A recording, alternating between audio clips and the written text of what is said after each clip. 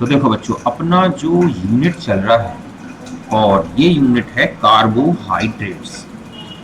आज हम इस यूनिट में जो टॉपिक्स डिस्कस करेंगे और उनमें फर्स्ट होगा एनोमर्स, इसके बाद हम डिस्कस करेंगे इपीमर्स, फिर आगे structure of fructose, disaccharides, polysaccharides, इनका डिस्कशन करेंगे। तो सबसे पहले हम डिफाइन करते हैं एनोमर्स। तो देखो बच्चों, एनोमर्स मींस ये है stereomers of carbohydrates resulting due to cyclization in molecule.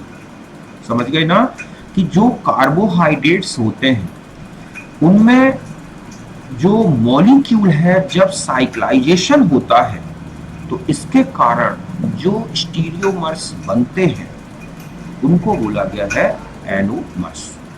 जैसे ग्लूकोज का अल्फा एंड बीटा फॉर्म। तो अगर हम यहां पर देखें कि ये है ग्लूकोज का साइक्लिक स्ट्रक्चर जिसे हम बोलते हैं पायरेनोस स्ट्रक्चर, है ना। तो जब पायरेनोस स्ट्रक्चर बनता है तो जो इसका फर्स्ट कार्बन है C1, आपने देखा था जब साइक्लाइजेशन होता है, यहाँ पर जब मैंने ग्लूकोज का यहाँ स्ट्रक्चर बताया था ये, तो यहाँ पर जो साइक्लाइजेशन हो रहा है कि C5 कार्बन का जो OH ग्रुप है और CHO ग्रुप जो है, जब इनमें रिएक्शन हो जाती है तो ऐसे में एक साइक्लिक स्ट्रक्चर बनता है और C1 कार्बन एसिमेट्रिक हो जाता है। और जब C1 कार्बन एसिमेट्रिक हो जाता है तो इससे जुड़े हुए जो ग्रुप्स हैं उनका जो स्पेस में है दो ओरिएंटेशन पॉसिबल हो जाते हैं और उसी के कारण ये जो आपके कौन से एनोमर्स ये बन जाते हैं। तो ये है ग्लूकोज का C1 कार्बन, तो इसको बोलते हैं एनोमेरिक कार्बन। और इस तरह से इसी कार्बन में ही कॉन्फ़िगरेशन चेंज होता है, बाकी किसी भी कार्बन में कॉन्फ़िगरेशन चेंज नहीं हो रहा है। तो इस तरह से जब OH इस तरह से राइट साइड में दिखता है, नीचे की तरफ दिख रहा है, तो इसे बोला गया है अल्फा डी ग्लूकोज। और इसी में जब आप पूरा कहीं कोई कॉन्फ़िगरेशन चेंज नहीं करना, बाकी बिल्कुल सेम वही रहेगा, ठीक है, केवल हमें C1 कार्बन का कॉन्फ़िगरेशन को इस तरह से पलट देना है। तो ये जो बना ये फॉर्म, इसको बोलते हैं बीटा ग्लूकोज। तो ये है अल्फा और ये है क्या, बीटा फॉर्म ग्लूकोज की। तो बात क्लियर है अच्छी तरह से। तो ये है एनोमर्स। ऐसे ही आप देखोगे फ्रक्टोज में भी बनते हैं, गैलेक्टोज में भी बनते हैं, मैनोज में भी बनते हैं। तो इस तरह के एनोमर्स जो हैं, इन्हीं स्टीरियोमर्स को एनोमर्स बोला गया है। और इस कार्बन को C1 कार्बन इसमें जो है एनोमेरिक कार्बन है, जबकि फ्रक्टोज में देखोगे C2 कार्बन जो है एनोमेरिक होगा, उसमें भी अल्फा और बीटा फॉर्म्स बनते हैं। तो यहाँ तक बात क्लियर है। फिर हम आते हैं, एक और होते हैं कार्बोहाइड्रेट्स में आइसोमर्स, जिनको बोला गया है इपीमर्स। तो देखो, isomers of carbohydrates which are differ only in one asymmetric carbon. मतलब कार्बोहाइड्रेट्स के ऐसे आइसोमर्स जिनमें C1 कार्बन छोड़ दें, या हम कहें कि हेमी एसिटाइल ग्रुप। ये जो ग्रुप होता है बच्चों, ये वाला आप तो जानते हैं, ये क्या कहलाता है, हेमी एसिटाइल ग्रुप। तो हेमी एसिटाइल ग्रुप के अलावा अगर किसी भी कार्बन में, ठीक है, जो एसिमेट्रिक कार्बन है, ग्लूकोज है या मैनोज, फ्रक्टोज, गैलेक्टोज देख रहे हैं आप, किसी भी कार्बोहाइड्रेट यूनिट में अगर कॉन्फ़िगरेशन चेंज होता है और एक नया आइसोमर बनता है तो उसे बोला गया है इपीमर्स। ठीक है, कि आइसोमर्स ऑफ कार्बोहाइड्रेट्स कार्बन, जैसे ग्लूकोज, मैनोज और गैलेक्टोज में देखो, ग्लूकोज का ये स्ट्रक्चर है ना, OH नीचे है, सब में C1 कार्बन जो है, ये वाला जो है आप देख रहे हैं कि इसमें जो C1 कार्बन है ये, तो ये जो C1 कार्बन आप देख रहे हैं सब में एक सा है ना। अब कॉन्फ़िगरेशन कहाँ चेंज दिख रहा है आपको, तो अगर आप कॉन्फ़िगरेशन चेंज देखोगे तो जैसे ग्लूकोज का ये कॉन्फ़िगरेशन है, ठीक है, तो अब आप यहाँ आ जाओ, ये है मैनोज। तो मैनोज में कहाँ चेंज दिख रहा है, ये कार्बन C2, तो ये C2 इपीमर कहलाएगा, ये C1 इपीमर है। अगर आप इसमें चले जाएं गैलेक्टोज में तो आप देख रहे हैं कि ये वाला जो कार्बन है C4, उसमें कॉन्फ़िगरेशन चेंज होता हुआ दिख रहा है।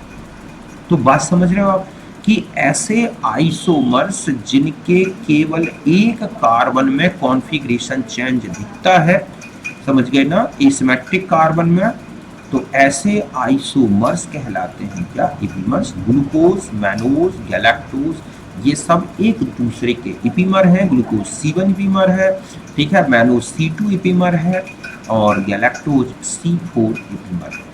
इस तरह से आपने इनके स्ट्रक्चर्स देखे इपीमर्स। अब आगे बढ़ते हैं। अब हम आ जाते हैं फ्रक्टोज के बारे में।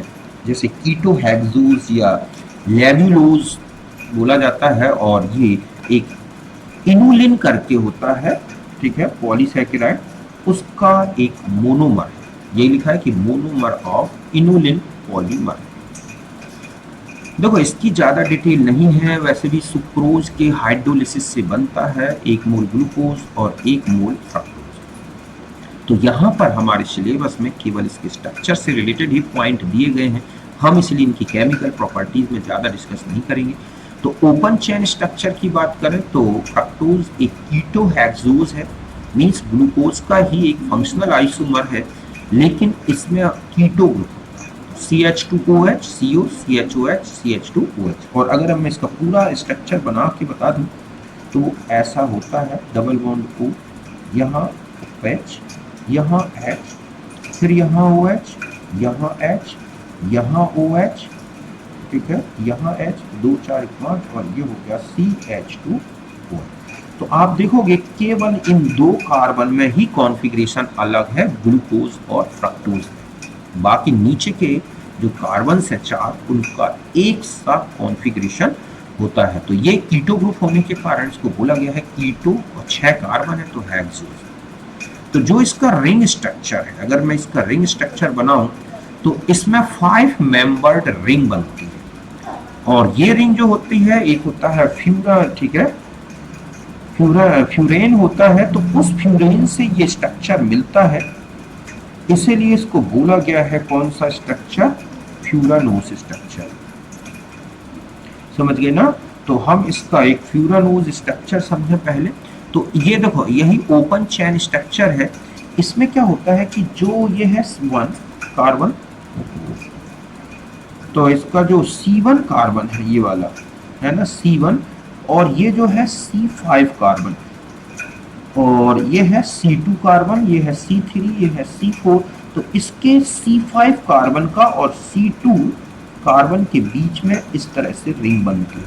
मैं इसको इस तरह से रिंग स्ट्रक्चर बना के बताऊं तो ये है CO ग्रुप, है ना, और ये है C5 का OH ग्रुप। इस तरह से साइक्लाइजेशन हो जाता है और ये बन जाता है एक 5 मेंबर्ड रिंग।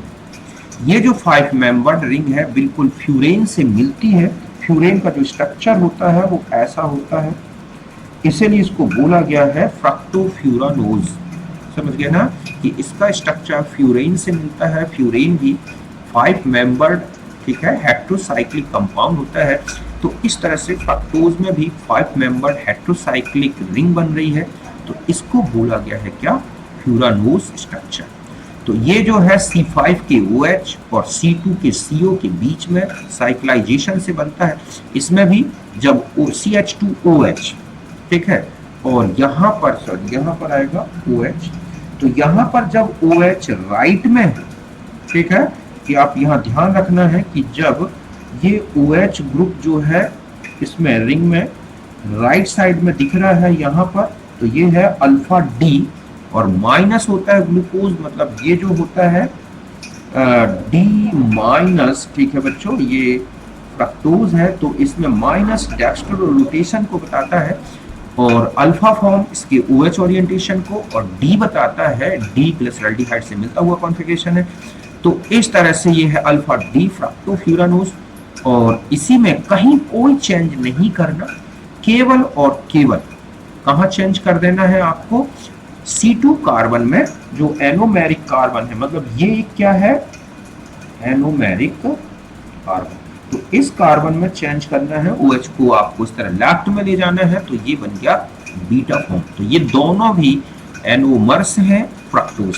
समझ गए ना? जैसे ग्लूकोज के अल्फा बीटा फॉर्म एनोमर्स हैं, ऐसे ही फ्रक्टोज के भी क्या है, दो एनोमर्स हैं। तो ग्लूकोज में अल्फा और बीटा फॉर्म आया था, फ्रक्टोज में भी अल्फा और बीटा फॉर्म आना है।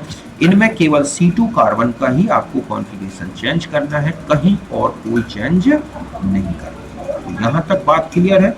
तो ये फ्यूरेन से मिलता है, इसलिए इसमें फ्यूरानोज लग जाता है, और ग्लूकोज का पायरोन से मिल रहा था, इसलिए वो पायरेनोज। अब नेक्स्ट आ जाते हैं हम डाइसैकेराइड्स के बारे में। तो देखो बच्चों, डाइसैकेराइड्स का मतलब है कि ऐसे कार्बोहाइड्रेट्स जिनमें दो मोनोसैकेराइड यूनिट्स होती हैं। समझ गए ना? मतलब है डाइसैकेराइड्स जो कि दो मोनोसैकेराइड्स से मिलकर बना है, एंड हम ये कह सकते हैं कि ज्वाइंड, ठीक है, ज्वाइंड बाय ग्लाइकोसाइडिक लिंकेज। ठीक है, कि इनमें एक ईथर टाइप का बॉन्ड होता है, ईथर बॉन्ड भी कह सकते हैं इस तरह से। तो इस तरह से जो ईथर बॉन्ड बन रहा है, मतलब दो मोनोसैकेराइड यूनिट्स को जो जोड़ रहा है, जो बॉन्ड, उसी को बोला गया है ग्लाइकोसाइडिक लिंकेज। अगर आप चाहें तो इनके ग्लाइकोसाइडिक लिंकेज को अलग अलग डिफाइन कर सकते हैं, वो हम अलग से देखेंगे। अब आते हैं कि जो हम डाइसैकेराइड्स ले रहे हैं, जो हमारे सिलेबस से रिलेटेड है, और इनमें से एक है सुक्रोज, दूसरा है माल्टोज, और तीसरा है लैक्टोज। सुक्रोज जो होता है ये अल्फा डी प्लस ग्लूकोज और बीटा डी माइनस फ्रक्टोज का डाइमर है, मींस डाइसैकेराइड।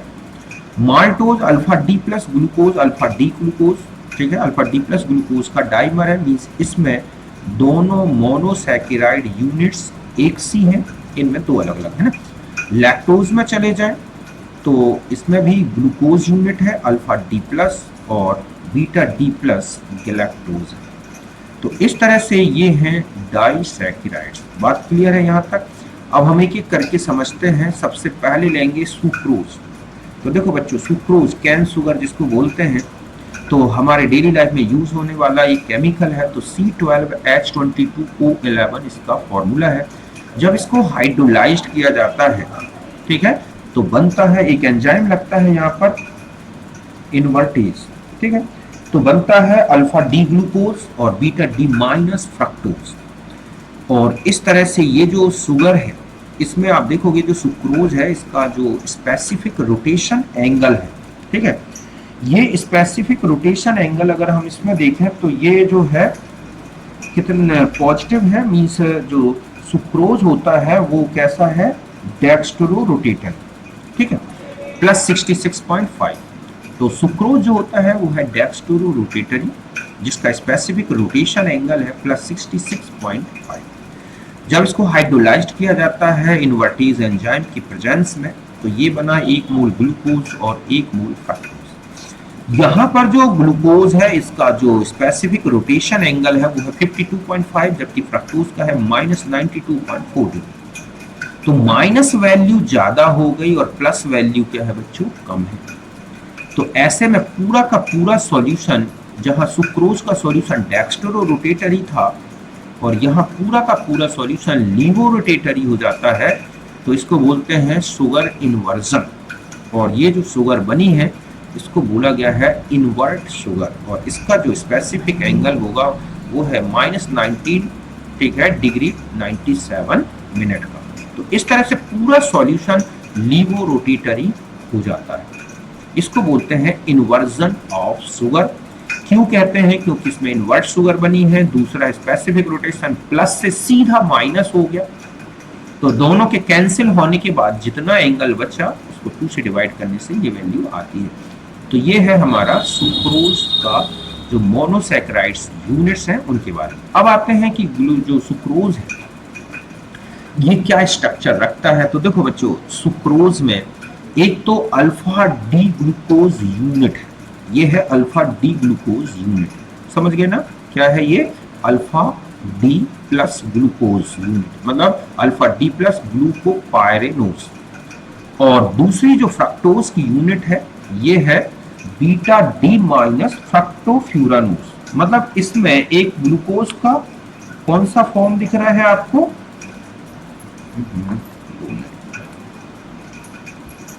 तो यहाँ पर ग्लूकोज तो है पायरोनिक स्ट्रक्चर में, ठीक है, और फ्रक्टोज है फ्यूरानोस स्ट्रक्चर में। कार्बन का यहाँ पर जो ग्लूकोज है ये है C1 कार्बन और ये है कौन सा C2। इसका OH मतलब ग्लूकोज का हेमी एसिटाइल ग्रुप का OH और फ्रक्टोज के हेमी एसिटाइल ग्रुप का OH, दोनों एक H2O निकाल के ये एक ईथर टाइप का बॉन्ड बना रहे हैं। इसको बोला जाएगा C1C2 alpha beta glycosidic linkage. Alpha beta glycosidic linkage क्यों बोल रहे हैं? क्योंकि एक की अल्फा यूनिट जुड़ी है और एक की बीटा। जब अल्फा अल्फा यूनिट जुड़ी हो तो बोला जाता है alpha glycosidic linkage. Beta beta unit जुड़ी है तो उसको बोला जाता है बीटा ग्लाइकोसाइडिक लिंकेज। और जब ठीक है दोनों जुड़ी हो अल्फा और बीटा तो इसे बोला जाएगा अल्फा बीटा ग्लाइकोसाइडिक लिंकेज।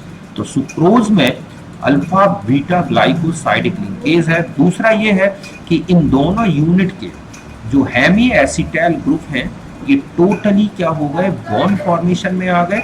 तो ना तो इसका एल्डिहाइड ग्रुप बचता है और ना ही इसका कीटोनिक ग्रुप फ्री, ना हेमी एसिटाइल फॉर्म में बचते हैं दोनों यूनिट में। और यही रीजन है कि सुक्रोज ना तो फैलिंग सॉल्यूशन को रिड्यूस करता है और ना ही टॉलरेंट रिएजेंट को। तो एक प्रकार का ये क्या है, नॉन रिड्यूसिंग शुगर है। समझ गए ना?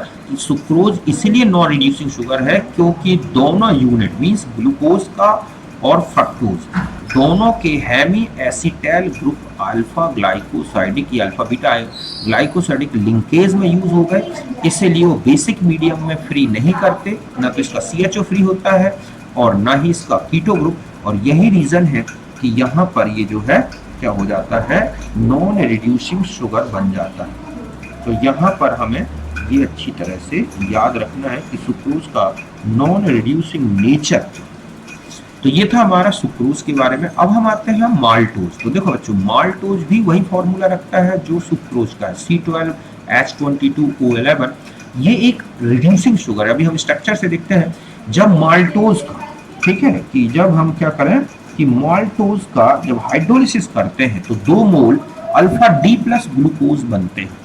इस तरह से ये पता चलता है कि जो माल्टोज है वो 2 monosaccharides means alpha D plus glucose, ठीक है, इससे मिलकर बना है। तो ये एक प्रकार का कहें कि होमोमोलिकुलर एक डाइसैकेराइड्स है। अब आता है इसकी लिंकेज के बारे में। तो इसमें जो दोनों यूनिट है, समझ गए ना, कि जो माल्टोज है इसमें जो दोनों यूनिट है वो अल्फा फॉर्म में होती है। और अगर हम इनका कार्बन का देखें तो ये है C1 कार्बन, ये है C1 2 3 और ये है 4। तो एक ग्लूकोज यूनिट का C1 कार्बन जो हेमी एसिटाइल ग्रुप का OH है वो दूसरे ग्लूकोज यूनिट के चौथे कार्बन के OH के साथ ग्लाइकोसाइडिक लिंकेज बना रहा है। और ऐसे में एक ग्लूकोज यूनिट का CHOH ग्रुप आप देख रहे हैं हेमी एसिटाइल ग्रुप फ्री है। तो ये जो ग्रुप है यही क्या है, हेमी एसिटाइल ग्रुप। और यही क्या होता है बच्चों, रिड्यूसर। कि जैसे ही बेस आता है ये हेमी एसिटाइल ग्रुप ब्रेक हो जाती है, रिंग ब्रेक हो जाती है और CHO ग्रुप फ्री हो जाता है। और वही CHO फ्री ग्रुप जो है टॉलरेंट रिएजेंट, फैलिंग सॉल्यूशन, इनके साथ क्या बनाता है, एक कार्बोक्सिलिक एसिड। और इस तरह से वो टॉलरेंट रिएजेंट और फैलिंग सॉल्यूशन को क्या कर देता है, रिड्यूस कर देता है। तो माल्टोज में ये वाली यूनिट जो है जिसमें C1 कार्बन ग्लाइकोसाइडिक लिंकेज में यूज हो रहा है, ये है नॉन रिड्यूसिंग पार्ट। और वो पार्ट जो कि क्या है, C1 कार्बन रखता है हेमी एसिटाइल फॉर्म में, उनमें, ठीक है, ये है रिड्यूसिंग पार्ट। इस तरह से माल्टोज एक रिड्यूसिंग शुगर होती है। फिर हम आ जाते हैं लैक्टोज। तो देखो बच्चों, लैक्टोज भी वही फॉर्मूला रखता है C12H22O11, लेकिन ये भी एक रिड्यूसिंग शुगर है, इसको मिल्क शुगर बोलते हैं। तो इसमें है बीटा डी प्लस ग्लूकोज। क्या आता है इसमें, बीटा डी प्लस ग्लूकोज और बीटा डी प्लस गैलेक्टोज। इसमें जो बीटा डी ग्लूकोज है इसका C1 कार्बन जो कि है हेमी एसिटाइल का OH ग्रुप और जो गैलेक्टोज है उसका C4 कार्बन एक दूसरे से ग्लाइकोसाइडिक लिंकेज करते हैं। ऐसे में यहां पर जो है C1 कार्बन में ये हेमी, ठीक है, एसीटाइल ग्रुप है और यही ग्रुप क्या है बच्चों, रिड्यूसर। इस तरह से इसमें भी एक रिड्यूसिंग नेचर है। ऐसा इसलिए है क्योंकि इसमें भी एक पार्ट रिड्यूसिंग पार्ट है जो कि गैलेक्टोज में फ्री होता है और वही रिड्यूसर शुगर का वर्क करता है। इसमें दोनों beta D unit glycosidic linkage से जुड़ी हैं, इसलिए हम इसको बोलेंगे बीटा ग्लाइकोसाइडिक लिंकेज। और इसमें चले जाए तो दोनों मोनोसैकेराइड यूनिट्स अल्फा है, इसीलिए इसको बोला जाएगा C1C4 अल्फा ग्लाइकोसाइडिक लिंकेज। समझ गए ना। और सुक्रोज में आपने देखा था एक अल्फा यूनिट थी और एक बीटा यूनिट थी, इसीलिए उसको बोला गया था अल्फा बीटा ग्लाइकोसाइडिक लिंकेज। तो यहाँ तक ये तो थे हमारे डाइसैकेराइड्स। अब हम आ जाते हैं पॉलीसैकेराइड्स के बारे में। तो बस फटाफट इसको और पूरा कर दें। पॉलीसैकेराइड्स मतलब पॉलीमर ऑफ मोनोसैकेराइड्स। इनमें से एक है स्टार्च। ये man storage polysaccharides of plant, ये प्लांट में मैन एक स्टोरेज वाला पॉलीसैकेराइड है और इस तरह रूट्स में, ट्यूबर्स में, कैरल्स में इसमें मिलता है। स्टार्च का हाइड्रोलिसिस कर दिया जाए डाई स्टेज एंजाइम में तो इस तरह से ये बन जाता है क्या बच्चों, मतलब इसको एसिडिक डाई स्टेज ना लिख के हम इसको एसिडिक मीडियम में लिखें तो इस तरह से इसको कंप्लीट अगर हाइड्रोलाइज्ड कर दिया जाए एसिड की प्रेजेंस में, कोई भी एसिड, तो इस तरह से केवल ठीक है क्या बन रहे हैं, ग्लूकोज यूनिट बन रही है और इसके अलावा कुछ भी और यूनिट अदर नहीं बन रही है। तो इसका मतलब है कि जो ठीक है स्टार्च है वो अल्फा, और ये कौन सी है, अल्फा डी प्लस ग्लूकोज। ठीक है, तो जो स्टार्च है वो अल्फा डी प्लस ग्लूकोज का पॉलीमर है। इसमें टू टाइप्स के कंपोनेंट्स होते हैं, एक होता है इमाइलोज और एक होता है इमाइलोपैक्टिन। इमाइलोज वाटर सोल्यूबल पार्ट है जो कि 15 से 20% स्टार्च का बनाता है। मतलब जब हम चावल को उबालते हैं तो जो मांड बनता है वो इमाइलोज के कारण बनता है क्योंकि ये वाटर सोल्यूबल पार्ट है। और एक होता है इमाइलोपैक्टिन, ये वाटर इनसोल्यूबल पार्ट है और लगभग 80 से 85% तक स्टार्च का बनाता है और एक ब्रांच्ड पॉलीमर है। जबकि इमाइलोज एक लीनियर पॉलीमर है। इस तरह से इसमें मोनोसैकेराइड यूनिट्स जो है अल्फा ग्लाइकोसिडिक लिंकेज से जुड़ी होती हैं और इस तरह से एक लीनियर पॉलीमर बनता है। ये क्या है, एक लीनियर पॉलीमर। समझ गए ना कि इसमें जो है लीनियर पॉलीमर, तो ये है ग्लूकोज यूनिट से मिलकर बना हुआ इमाइलोज। और जो इमाइलोपैक्टिन है इसमें क्या होता है कि एक जो लीनियर पॉलीमर की चेन है अल्फा ग्लूकोज की, उसमें C1 कार्बन से एक दूसरी चेन जुड़ जाती है और उसमें C6 कार्बन का, मतलब दूसरी चेन का C6 कार्बन और पहली चेन का C1 कार्बन इस तरह से ब्रांच कर लेते हैं और इनमें C1 C6 alpha glycosidic linkage मिलता है। तो इस तरह से इमाइलोपैक्टिन और इमाइलोज इन दो से मिलकर बना है स्टार्च का टोटल पार्ट। ठीक है, फिर आता है सेल्यूलोज। तो ये बीटा डी प्लस ग्लूकोज का पॉलीमर है और इसमें C1C4 बीटा ग्लाइकोसाइडिक लिंकेज होता है। मींस इसमें बीटा जो ग्लूकोज यूनिट है बीटा डी, ठीक है, तो ये यूनिट जुड़ी होती हैं C1C4 ग्लाइकोसाइडिक लिंकेज और ये कहलाएगी बीटा ग्लाइकोसाइडिक लिंकेज। और इस तरह से ये भी एक लीनियर पॉलीमर होता है। समझ गए ना। इसको डाइजेस्ट करने के लिए हमारी बॉडी में एंजाइम नहीं होते, इसीलिए हम सेल्यूलोज को डाइजेस्ट नहीं कर सकते। एक होता है ग्लाइकोजन। तो ध्यान रखें ग्लाइकोजन हमारी बॉडी का स्टार्च है। मींस जब हमारी बॉडी में ग्लूकोज एक्स्ट्रा हो जाता है तो ये लीवर में, मसल्स में, ब्रेन में कलेक्ट हो जाता है और ये भी एक बहुत ही हाईली ब्रांच्ड पॉलीमर होता है। जब हमें बॉडी को ग्लूकोज की जरूरत होती है तो इसकी ब्रेकिंग से ग्लूकोज बनता है और इस तरह से हमें मिल जाती है एनर्जी। तो similar to amylopectin with branched, then amylopectin also उससे ज़्यादा, मतलब एमाइलोपैक्टिन से ज़्यादा ब्रांच्ड होता है। इसको एनिमल स्टार्च भी बोलते हैं और ये लीवर में, मसल्स में और ब्रेन में होता है। बाकी बचते हैं कार्बोहाइड्रेट की इंपॉर्टेंस। तो बच्चों देखते हैं कि ये प्लांट और एनिमल्स में एक स्टोर्ड कंपाउंड की तरह होते हैं, है ना। ग्लाइकोजन हमारी बॉडी में स्टोर्ड रहता है, इसी तरह स्टार्च जो है प्लांट में स्टोर रहता है, सेल वॉल बनाता है, सेल्यूलोज एक वुड है वो कि फर्नीचर बनता है ना। क्लॉथ्स बनाने में भी आप देखते हैं कपास वुड जो है, तो कपास हो गया तो उसका वो भी सेल्यूलोज से ही बना है, तो उससे हम क्लॉथ्स के लिए यूज होता है। एक होता है डिग्री ऑफ स्वीटनेस, तो सुक्रोज की स्वीटनेस को 100 मान के और इस तरह से बाकी सबकी स्वीटनेस को इसी के कंपेयर की गई है कि सुक्रोज को 100%, तो लैक्टोज 16%, माल्टोज उसके रिस्पेक्ट में 33%, ग्लूकोज 74, फ्रक्टोज, तो फ्रक्टोज की जो स्वीटनेस है वो सुक्रोज से ज़्यादा है और इसलिए यह सबसे स्वीटेस्ट नेचुरल शुगर है। ये ध्यान रखना है कि क्वेश्चन आता है सबसे स्वीटेस्ट नेचुरल शुगर कौन है, वो है फ्रक्टोज, है ना। इन्वर्ट शुगर जो है 130, जो कि फ्रक्टोज की प्रेजेंस के कारण ऐसा हो जाता है। गैलेक्टोज 32, ये आर्टिफिशियल शुगर है ना। सैक्रीन जो कि शुगर से 500 गुना ज्यादा मीठा है। मोनेलिन 2000 गुना ज्यादा है। एस्पार्टिन 160 गुना घन, ठीक है। तो इस तरह से ये स्वीटनेस की स्केल बनी है, इसको थोड़ा सा याद रखना है। बाकी और भी गन कॉटन, सेल्यूलोज और नाइट्रोग्लिसरीन एक्सप्लोसिव होता है, तो ये तो एक पॉइंट ऐसे लिख दिया था मैंने। तो ये है कुल मिला के हमारा कार्बोहाइड्रेट्स के बारे में, एक बार अच्छे से इसको समझें। फिर अब हम इसके बाद स्टार्ट करेंगे एमिनो एसिड्स एंड